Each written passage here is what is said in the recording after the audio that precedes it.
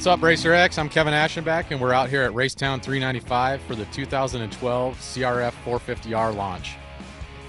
For 2012, we've made quite a bit of changes to the bike. You know, we're real happy with the way 11 was working, but you know, as with everything, you're always trying to evolve the bike and make it work better. So we've taken some areas where we might have been a little bit weaker and try to improve them, and you know, try to go for being the best. So one of the things that we did is on the front of the bike, the fork springs, we put heavier fork springs in. It's going to let the bike ride a little bit higher in the stroke, a little bit higher in the travel, not compress as much under heavy braking bumps. Another thing that we've done for the front is stiffer fork outer tubes, as well as some interior components of the forks. What that does is it lets the bike track a little bit straighter, a little bit more stable. When it gets rutted and really rough, the bike tracks straight, won't crawl out of ruts or anything. Another thing adding to the front in the stability and kind of like going along with the rigidity is the front axle collars. So like kind of all those three things kind of play together and improving the front end, so the bike tracks straighter, stays truer, holds the line better. Another thing that we've done in the rear, we've gone to new linkage.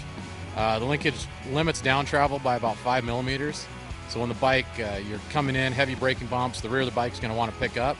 What that does is it keeps the bike down lower, keeps it planted.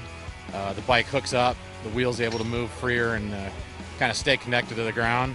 And then on acceleration out of the corners, the bike also hooks up better. Going along with the acceleration and the bike hooking up, for 2012, we've gone with the Dunlop MX51 front and rear tire. It's a great tire. It's a good intermediate tire. It kind of works on a wide variety of tracks. So you'll see that, you know, anywhere coast to coast, the thing's going to work really well.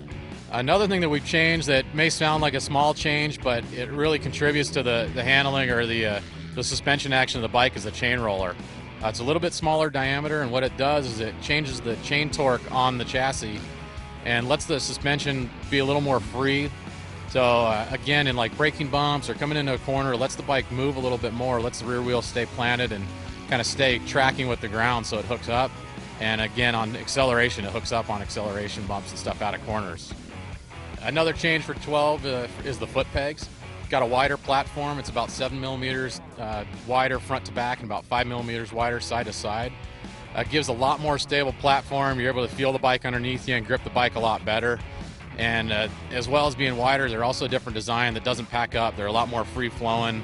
As far as mud, you can just kind of go right in the top and out the bottom. Doesn't get trapped up and packed with mud like has happened in some previous years.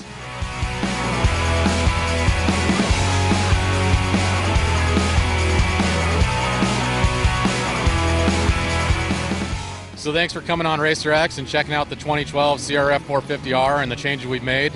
Go ahead and pick one up. Head down to your local Honda dealer. They're ready now.